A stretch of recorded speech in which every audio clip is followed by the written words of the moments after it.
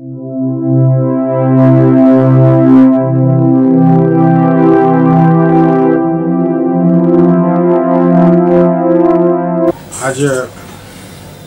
NGO क्षेत्र के NGO सेवा क्षेत्र के विधिक, तकनीकी और वित्तीय पहलुओं के बारे में हम लोग समझेंगे। मैं पंडित संजय कुमार झा, मैं एक समाजशास्त्री, चार्टर्ड अकाउंटेंट और गरीबी अर्थशास्त्री हूँ। मैंने ये अपने 25 साल के जीवन में, 25 साल के कार्य क्षेत्र में हमने इन चीज़ों पर काम किया है। अतः लघु संगठनों की विकास, कल्याण, पुनर्वास कार्यक्रमों में अपेक्षित सार्थक भूमिका पर आज हम फोकस करना चाहते हैं। एनजीओज़ के लिए, एनजीओज़ में ये निम्नलिखित पहलू होते हैं। ये जानने का हम लोग कोशिश करें कि एनजीओ है क्या। तो सबसे पहले हमें ये जानना पड़ेगा कि संगठन कितने तरह के होते हैं। संगठन दो तरह के होते हैं, सरकारी संगठन और गैर सरकारी संगठन। अब सरकारी संगठन को छोड़ दें सरकार के लिए। अब गैर सरकारी संगठन, ये यहाँ एक कन्फ्यूजन भरा शब्द है जिससे लोग कन्फ्यूज होते हैं। सरकार को छोड़ने के बाद जितने हैं सभी गैर सरकारी संगठन में आते हैं, लेकिन यहाँ स्पष्ट नहीं हुआ। तो संगठन दो तरह के होते हैं। ये फिर गैर सरकारी संगठन को देखने का नज़रिया बदला कि आखिर ये गैर सरकारी संगठन है क्या, लाभ के लिए कितने लोग काम करते हैं और नौ लाभ के लिए कितने लोग काम करते हैं। लाभ के लिए काम करने वाले जो हमारे देश में संविधान के अनुसार जो लॉज हैं, उसमें प्रोप्राइटर बिजनेस करने के लिए शॉप्स एंड एस्टेब्लिशमेंट एक्ट 1956 के अंदर हमको रजिस्ट्रेशन लेना पड़ता है। फिर उससे आगे पार्टनरशिप करने एक्ट में रजिस्ट्रेशन, जो लाभ अर्जित करने वाली संगठन है उसमें रजिस्ट्रेशन लेना पड़ता है, पार्टनरशिप एक्ट 1935 में। उससे आगे उससे कुछ बड़ा काम करना है तो कंपनीज के फॉर्म में आना पड़ता है। तो private limited company, 1 person company, limited company, producer company, mutual Nidhi company, कितनी तरह की कंपनीज एक्ट 1956 एमेंडेड 2013, ये 2013 कंपनीज एक्ट में बहुत तरह की कंपनियों को निबंधन करने का प्रावधान है। तो ये सब हैं जो कंपनी एक्ट 2013 में रजिस्टर्ड होंगे। और लास्ट जो लाभ अर्जित करने वाले संगठन हैं वो है कोऑपरेटिव भी लाभ अर्जित करने वाले संगठन हैं। ये अपने लाभ अर्जित करेंगे, अपने शेयर होल्डर्स को लाभांश देंगे। तो ये इस तरह के भी डेवलपमेंटल संगठन हैं जो अपने लाभ, अपने हित के लिए काम करते हैं। और अब दूसरा फोरम जो मुख्यतः जो आज विषय वस्तु है, जो आज हम लोगों की बात करने का फोकस है, ये है नौ लाभ अर्जित करने वाले संगठन।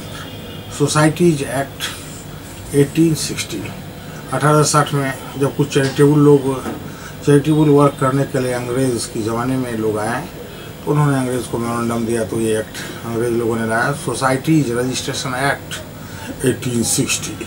और ये एक्ट 1860 में बना और कुछ संगठन खड़े हुए, अच्छे हॉस्पिटल, जसलों का और कौन मुंबई में बड़े बड़े शैक्षणिक और स्वास्थ्य संस्थान जो बनाए गए, बड़े बड़े इंस्टीट्यूट बने। लेकिन लॉ में कुछ प्रॉब्लम के कारण जो फर्स्ट पर्सन थे, जो फाउंडर लोग थे, उनको बेदखल हो गए। क्योंकि ये सोसाइटी एक्ट में जो डिसीजन है, मेजोरिटी डिसाइड द रेजोल्यूशंस, और उसके कारण 4 आदमी अगर 7 आदमी में तो भारी पड़ता है। अगर मेंबर बढ़ के 11-21 हो जाए तो 11 आदमी फिर वो 10 आदमी को अफेक्ट कर सकता है डिसीजन को। तो इसके कारण ये फ्लेक्सिबल नहीं हो पाया। और जो सामर्थ्यवान लोग थे तो वो लोग साइड हो गए, क्योंकि इनकम और संपत्ति बनने के बाद विवाद शुरू ही होता है, और यही इस एक्ट में हुआ। तो फिर अंग्रेज़ लोगों ने फिर मेमोरेंडम दिया इंडियन इंडस्ट्रियलिस्ट बिजनेसमैन लोगों ने। तो उन लोगों ने फिर एक नया लॉ लाया, ट्रस्ट एक्ट 1882। ये ट्रस्ट एक्ट 1882, इसमें एक प्रावधान किया गया जो कमी थी उसके लिए एक सेटलर की एक लॉ में एक सेक्शन लाया सेक्युलर, उनको काफ़ी अधिकार दिए गए और अभी तक ट्रस्ट एक्ट मुख्य जितनी भी ट्रस्ट हैं वो सक्सेसफुली रन कर रही है और सब ट्रस्ट एग्जॉस्टिव एंड फ्लेक्सिबल भी है, ऑटोनोमस है, legislated and the constitutional provision के तो एज गुड एज सोसाइटी। तो ट्रस्ट दो तरह के होते हैं। अब यहाँ अंग्रेज लोगों ने क्या किया कि ट्रस्ट को दो तरह का बनाया, trust private trust and public trust. Private trust are not classified in the understand the NGO. The beneficiaries are identified and the income of the trust will be given to them. This is not private trusts are not NGO and the charitable institutions. So the private trust and public trust. Public trust is NGO. Beneficiary at a large. Beneficiary at a large and without caste, creed and religion. Therefore, the NGOs have a principle. NGOs के सिद्धांत, NGOs का पहला सिद्धांत लाभ के लिए काम न करना। ये जो नो प्रॉफिट ऑर्गेनाइजेशन है इसी को लोग NGO समझते हैं। NGOs में मीन्स वह क्लियर कर देना चाहते हैं यहाँ, not only society registration act 1860 और a trust, no all trust are not NGOs, private trusts are not NGOs. And the last provision, the Companies Act, there are several provisions of several types of companies.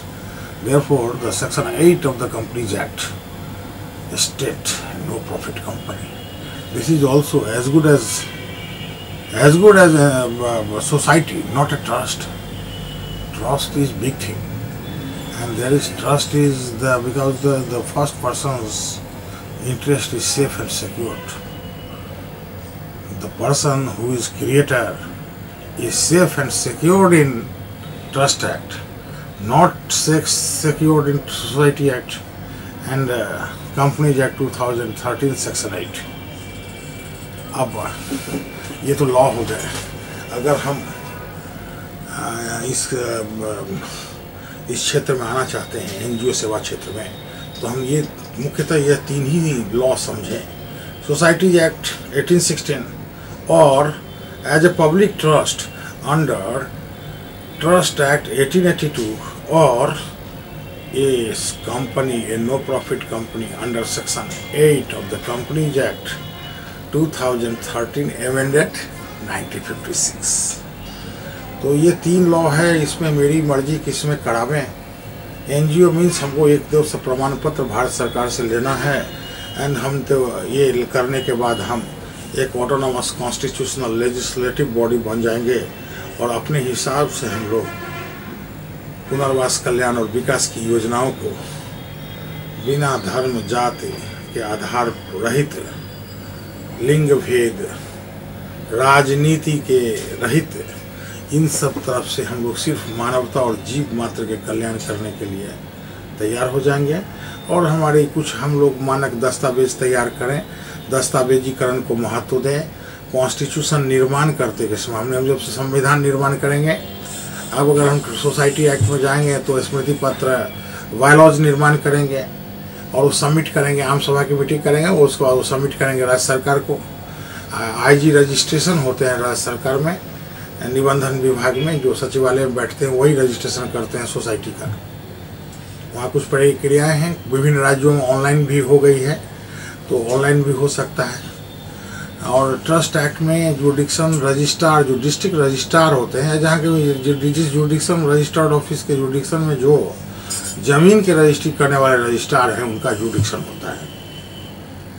तो वहाँ आप trust deed बनाइए। हमारे website www.ngohelplineindia.org.com.in पर जाए।